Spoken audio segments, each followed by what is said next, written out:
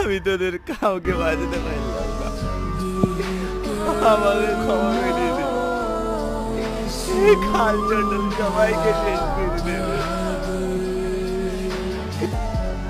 তুমি কেঁদো না, কাল চন্ডাল কাউকে শেষ করতে পারবে না। কি ব্যাপার, তুমি তো কাল চন্ডালে বসেছিলে। তুমি তুমি আমার সাথে অভিনয় করছো না তো? না, আমি কোনো অভিনয় করছি না। আমি ছোট থেকে পীর বাবার কাছে মানুষ হয়েছি।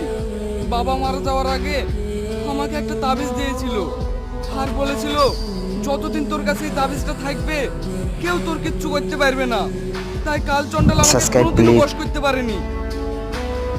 তাহলে তুমি এতদিন ধরে এখানে আছো কেন? আমার শ্রাবণীর জন্য। শ্রাবণীকে আমি খুব ভালোবাসি। ওই কাল চন্ডাল আমার শ্রাবণীকে বশ করে রেখেছে।